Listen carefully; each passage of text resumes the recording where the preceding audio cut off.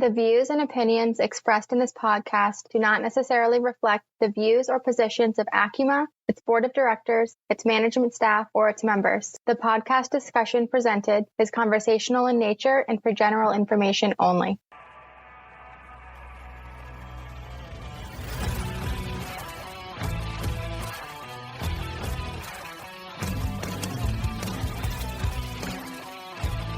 Hello and welcome to Acuma's On Point Podcast, the policy series, where we focus on policy issues impacting the credit union mortgage industry. I'm your host, Peter Benjamin.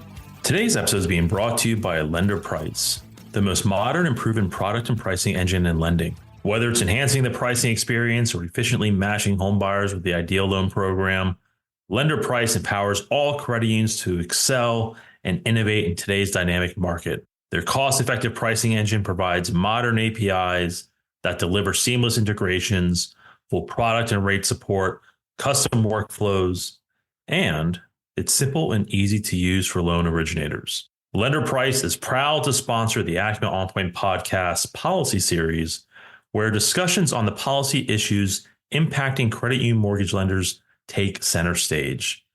Get to know LenderPrice and book a demo at www.lenderprice.com.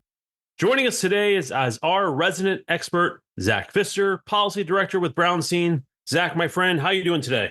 Doing great, Peter. Thanks for having me back. Awesome. Now, I don't want to say tell you what, but tell you what, brother, it seems like a lot's happening in DC. I know here we are in September, but October is alive and well. But I know you have a lot to cover. So what's the latest and greatest happening in DC? So maybe we start with Congress coming back from a 5-week August summer recess. The conventions behind them, back to business. Although, for anyone kind of following the news, it's a bit off to a rocky start. Their primary order of business this month, in the 3 weeks that they are here, is to continue funding the government. A seemingly important thing to do. They're going through the traditional motions of negotiating and posturing on that front.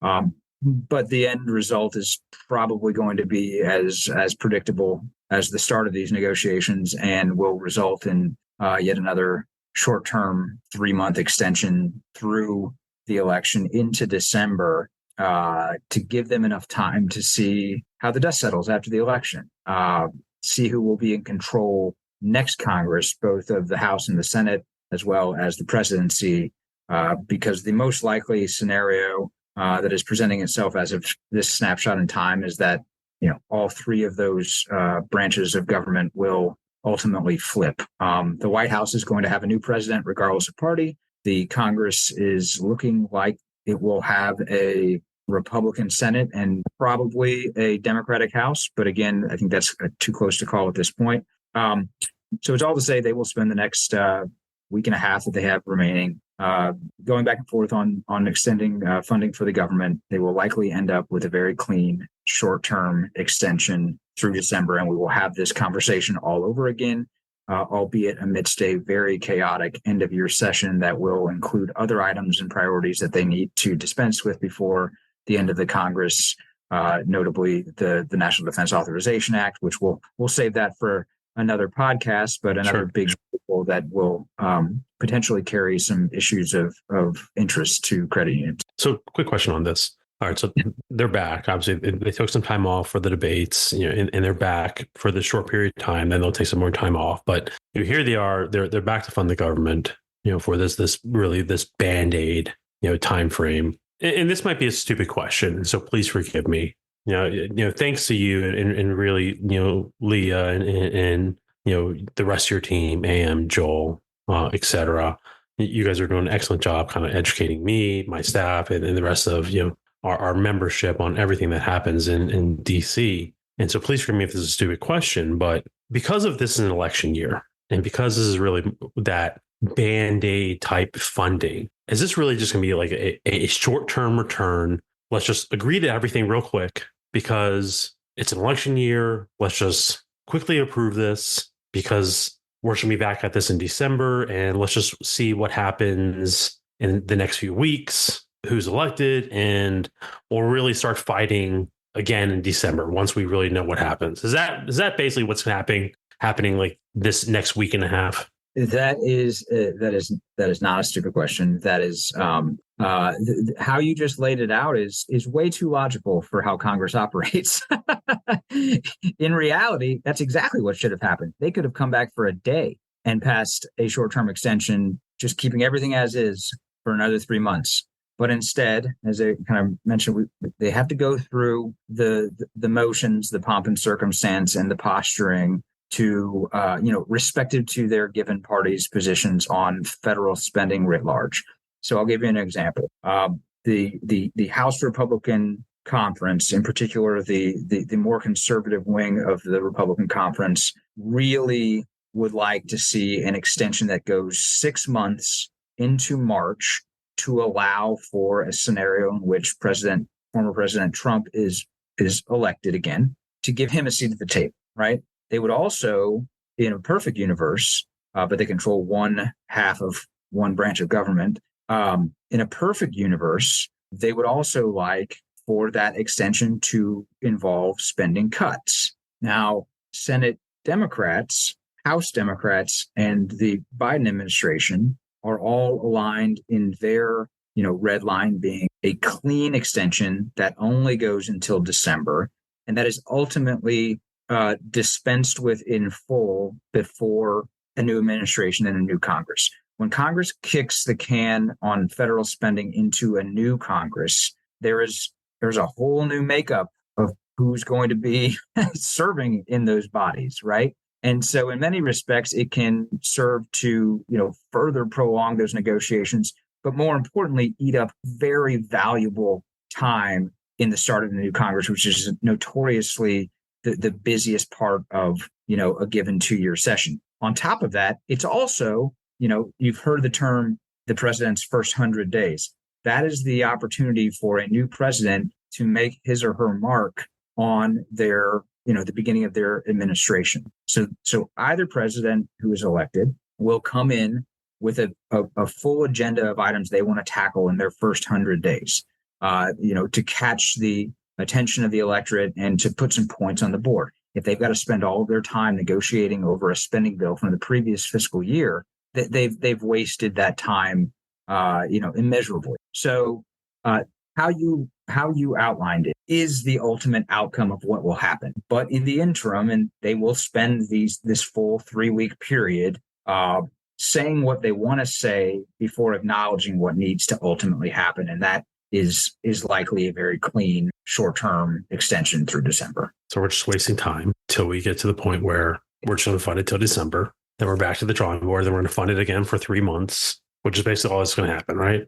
Well, the December date frame is notable because when I say they want to dispense with it in totality, that sets up the prospect for what's known as an omnibus appropriations. Now, an omnibus appropriations bill is essentially a glomming together of all 12 appropriations bills into one massive multi-trillion-dollar package. And when you put something like that on the floor of the House and the Senate, in order to, curry the requisite number of votes, you might have to make some deals. And it has the propensity to potentially turn into what we affectionately refer to as a Christmas tree. Mm-hmm. And that Christmas tree might have it's often in December, right? That Christmas tree can often have, many shiny ornaments on it that have nothing to do with federal spending, right? All of these previous bills and other priorities of members of, in key positions of influence, they may decide that this vehicle, since it's the last train leaving the station, should carry those priorities. And what you end up with is an even larger bill than the original, conglomeration of those spending bills, in and of themselves. So that's why I think the December date is more likely to produce a potential omnibus than another short-term extension. However, I will caveat that with, in the event that the November elections produce a majority sweep across all three for Republicans, I think the prospects of an omnibus go down. I think that you do see more of a likelihood for another extension because they will be in a position, heading into full party control of the White House and the Congress, and they will arguably not be inclined to negotiate on anything. If it's a divided government outcome after the dust settles from the elections, the prospects for an omnibus go way up. Okay, awesome. Okay, all right. So what else? What else is happening in D.C.? Well, let's talk about the debate. Obviously, that was a big one. A lot of good memes coming out of that one. Possibly the only one. We'll see. My money is on the likelihood that was the first and last debate between these two. But right, and I mean, Trump has already said he's not going to debate Harris again. Right. I mean, right. So what's the likelihood that he changes his mind? I think slim. And objectively speaking, I think it's near universal in any poll or a punditry you see. I mean, even if you watched Fox News immediately after the debate, there was no sugarcoating the performance and the outcome of that debate. Harris needed a tie, and Harris won decisively. Trump needed a win to make the last debate not look like an outlier in which he debated a much different candidate in a much different situation. The Harris campaign and Harris herself executed that debate near flawlessly by any traditional metric that dates back to the time when we first started televised debates. I mean, the impactful nature of this specific debate at this inflection point in time of this election arguably carries more weight than any other debate in recent memory. The viewership was of record levels. The consequences coming out of it, given the fact that the share, in tiny small share of undecided voters that are remaining, are a huge prize, right? And traditionally Trump has had this ceiling that's hovered around 47%, and Harris has been on a trajectory where she needs to go in order to meet or exceed where Biden was at this point in time. And on all of her, respective, base demographics of voters that trend Democratic, she's still a bit behind where she needs to be on those marks in order to achieve the same outcomes that Biden received in those given states. So it's still incredibly close. The one additional takeaway I would say about the debate is she did everything she needed to do, given that her campaign started 2 months ago, and so everything is condensed, right? She's got 6 weeks to continue that trajectory, and what she didn't do, which is the most important thing in this debate, was upset the apple cart, right? Mm-hmm. She checked every box she needed to check, and if you can't follow individual polls, you have to follow a trajectory, and hers is, continues a slow climb upward to where she needs to be for her marks. Now, from a debate standpoint, and please educate me and our listeners from a general debate standpoint, if you were going to say, if a question has an order of importance, if it's first, does that mean that it's an important question? If it is, like if it's a question that's asked first or towards the beginning, that's a more important question. As such, I'm asking that because the housing question was one of the first questions asked, right? Mm-hmm. So right. To that point, housing seems to be a big issue, right? They acknowledged it in the debate that housing is a big issue. So to that point, your thoughts on how each candidate responded to that housing question, and what was their stance on housing? Yeah. So to answer your first question, yes, there is a degree of prioritization that debates usually take, and you can kind of set that line of questioning side by side with where voters prioritize, what's their number one issue this election. And, time and time again, we have seen among the polling of the electorate that housing affordability is a top concern, that rising costs and inflation remain a top concern, that immigration, which was also at the front end of the debate, remains a top concern. And so there is some correlation to that. With respect to the housing questions, I think both candidates did what they were expected to do, Now, I think it's in the eye of the beholder based off what you want to hear, right? Harris outlined, some recent proposals on $25,000 down payment assistance, $40 billion fund for local housing supply solutions. She touched on, single family, multifamily to some degree.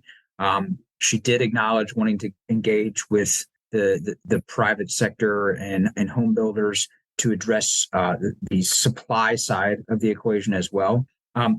Trump took a more traditional approach that a Republican candidate would take, less on the incentivization side of things, more on the regulatory relief side of things. So he threw out proposals along the lines of reducing red tape regulations and opening more federal land for large scale housing construction. Biden had a similar plan, tenets of a similar plan that Trump mentioned too. So these aren't novel concepts, but he also did diverge a little bit with a proposed solution on banning mortgages provided to undocumented immigrants. He referenced that at a recent campaign rally, and I think that kind of threw him more into the immigration questioning, where he didn't really have the same kind of focus on the housing question that he could have, because there are plenty of Republican proposals out there as well, based off traditional free market principles to address housing as well. But he didn't really take that tact. Okay. So any final thoughts on the debate before we move on to the next topic? No, I mean, I think that it was arguably more substantive in some ways than other debates, certainly than the last debate. I think for the viewers watching the Trump versus Harris debate, again, more voters watched it than any recent debates. I think viewers were, Harris supporters were looking for reassurances that she could take on Trump. Trump voters, they didn't have their minds changed one way or the other. He has a solid base of support. I think everybody got something out of it. But at the end of the day, it's not going to really be the be all end all of moving any needles. We are down to a ground game at this point, right? These 7 to 10 swing states are going to be decided by, in some cases, a few thousand votes. They will be prolonged. We will not know who won the election on election night. One or both sides may declare victory on election night, but we might not know for weeks. And they are down to turnout, organization, mobilization, and new voter registration, because that's where the remaining votes are. All right. So last question on the election. And I know here we are, again, weeks out, right? But again, I want you to put kind of like your election analyst hat on. In order for Trump to win, X has to happen. And on the flip side of that, in order for Harris to win, X has to happen. Yep. What is it? So if we go back 2 months, that was a much easier answer, because it was, in order for Biden to win, he must win Wisconsin and Michigan and Pennsylvania. Every other avenue for him was arguably closed. With Harris replacing Biden on the ticket, she has put more states back into play, and some states that weren't even in play to begin with. So in a Biden versus Trump matchup, leading up to the debate and certainly after the debate, Trump was ahead in every swing state on the map. He led in the Rust Belt. He led in Arizona and Nevada, and Democrats had, arguably written off some of these states at that point. He was well ahead in North Carolina, which wasn't even, on the radar, and he was ahead in Georgia. And now Harris has genuinely and data-driven metrics and polling and turnout and registration put North Carolina solidly in a swing state designation, Georgia back in swing state, Nevada and Arizona, she's been leading. She's leading in the Rust Belt.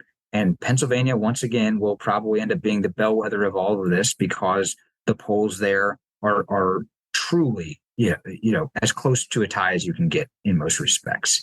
So now the answer to that question becomes a little more nebulous, because the options and avenues for a Harris and Trump victory have somewhat changed. Harris has opened up more avenues for her victory. Trump's avenues remain where they were when he was with Biden. He always had more options to reach 270. But, I guess the takeaway from that would be that she's put more points on the board and in turn has put more states in play. And so we will see some interesting dynamics on that election night.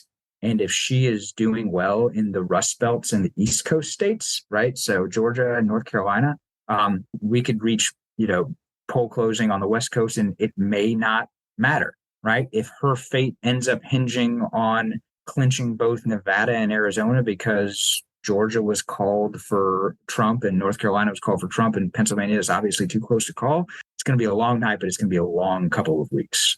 Okay. All right. Thank you.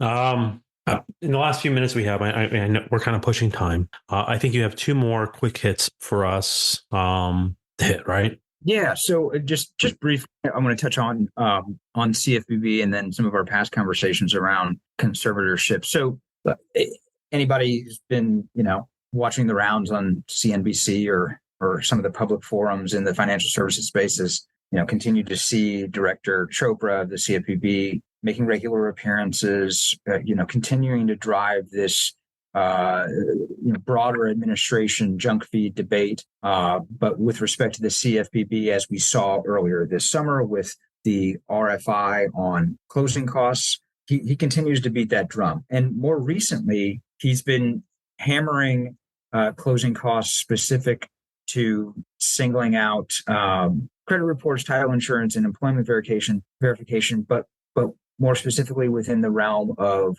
refis. Now, where they go with this is anyone's guess. I mean, we're watching the days tick away in the year. Chopra's tenure at the CFPB has been opined about in recent months as to whether he would serve out the rest of the term, whether he would serve in a potential new Democratic administration. But if we know anything about the CFPB, we know that they continue to churn their gears to the very end. So we shouldn't discount future actions or next steps on this front. But what seems to be clear is that maybe from the broader closing costs conversation, Chopra seems to be kind of drilling in on the refi process. I think he may view that as kind of a low-hanging fruit area for the CFPB to explore certain tweaking of existing mortgage regulations that may ultimately serve to reduce closing costs by potentially not requiring certain aspects of a primary mortgage as compared to a refi. Now, again, we don't have enough time to go into detail on that, but I think you see where he's kind of going through his commentary, where if reducing duplicative or unnecessary regulations with respect to a refi specifically can, let's say, eliminate the need for employment verification or the need for multiple credit reports if you're in good standing for something else that you can provide, then ultimately you're bringing down those costs, especially, his argument being that with rates where they are, it really is a disincentive for anyone to refi at this point. But in the foreseeable future, as rates begin to come down, they want to incentivize that ability by eliminating some of those upfront costs associated with a refi. I guess one of the things that kind of troubles me with this, right, is that he's going out and he's talking about this, right, and he's beating this drum, but he's not really saying much about it, right? Right. And it's just, and even like the articles that I read about this, it's just like this flyby of, and Chopra said he's going to improve the refi process. It's like, well, give me a break. Well, what's that mean? Chopra says he's just going to improve the refi process. Well, what does that mean? How is he going to improve the refi process? I mean, it's like, give me, like, why even bring it up if you're not going to outline give me a hint, tease me a little bit, like, tell me something, like, what are you going to do to improve the refi process? Like, don't just say you're going to improve it. Right. Give me something to work off of. All I can say is that there are still 6 weeks before the election, and as is often the case, the executive branch is in full swing, and making announcements, having their cabinet secretaries and regulators attend events in key states that promote this agenda to the extent that it will help their successor. So if the CFPB were to issue an announcement on some next step, now I don't believe it would be a finite action, but maybe a notice of a future rulemaking or another RFI, et cetera. It's kind of this slow drip to keep voters engaged on where the administration and where their successor administration, hopefully in their minds, would go with respect to some of these consumer issues. But again, all part of a broader narrative. I mean, we've seen this across the agencies. We've got a lot of proposed rules out there, a lot of RFIs, but the rulemaking process is notoriously slow. We've had this FTC junk fee rule out there for God knows how long. I mean, going on year 2 now. Rumors about that, right? Will that present itself? But again, I think one thing to keep in mind, and Leah is much better situated to discuss this in depth than me, as you know, but when it comes to future rulemakings, the one thing we have to keep in mind is the recent Supreme Court decision and where agencies rely on their existing authorities and legal interpretations will be impacted by the Loper decision. So we do get the sense that even the most aggressive of regulators are taking that into stock before promulgating new proposals in the coming months. Okay. All right. Well, thank you. All right. Last one, conservatorship. Let's hit it real quick. So conservatorship, all I can say about this is we are going on 15 years. It was never intended to be a permanent situation. It is a catch-22 situation. While there have been some modest tweaks in recent years to allow Fannie and Freddie to recapitalize to some degree, Treasury's legally binding agreement and their massive equity stake in the GSEs make full recapitalization, arguably nearly impossible, right? Mm-hmm. I think given the recaps that are currently in place, it might take another decade for them to reach the threshold put in place during the last amendment to the agreement. And really, there's no current catalyst to change this dynamic. Now, the Trump administration... No incentive to do it. Yeah, no incentive to do it right now, especially. The Trump administration flirted with this idea, but in the end put forward much more modest actions. Republicans on the Hill, however, have long called for an end to conservatorship, and you're seeing more in the banking industry do so as well. I would say notably French Hill, who is one of 2 frontrunners to lead the House Financial Services Committee next year. In the past, he's had legislation out there that would remove them from conservatorship. Treasury and FHFA could do this through their own actions, or an act of Congress could force it. So a lot will depend on who controls the White House next year, but also who controls Congress. If Republicans control both chambers, you could expect they would make some potential moves on this front. Not that necessarily comes to fruition, but that there would be people in the House and Senate trying to push this issue forward. And especially if they control the White House. I think this is one area where if you have a Republican trifecta, for proponents who want to really seize that opportunity, that there is the time. If Harris is elected, it's hard to see this being an immediate priority. It has not been an immediate priority, and going on year 4 now of the Biden administration. But especially since a Harris victory would likely mean split party control of Congress. So if Harris is elected, it probably means that we have a Democratic House. Those two seem to be somewhat tied together, and we will very likely have a Republican Senate. So it's hard to see Congress have the political will to bring this forward, or the Harris administration making this a top priority, in their first months in office. I'm fascinated by it. I have been for a long time.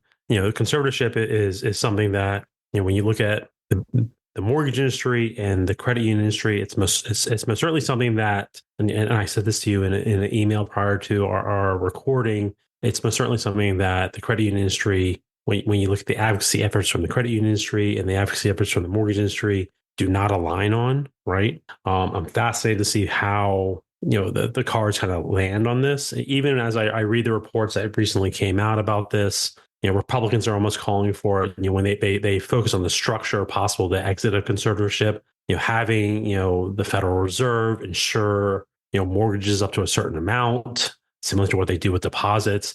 Really fascinating, how they kind of hope to set up the exit of conservatorship. But anyways, it's not happening anytime soon. I'm not really worried about it. But again, fascinated that they're now calling for this. But Zach, anyways, we have to end this.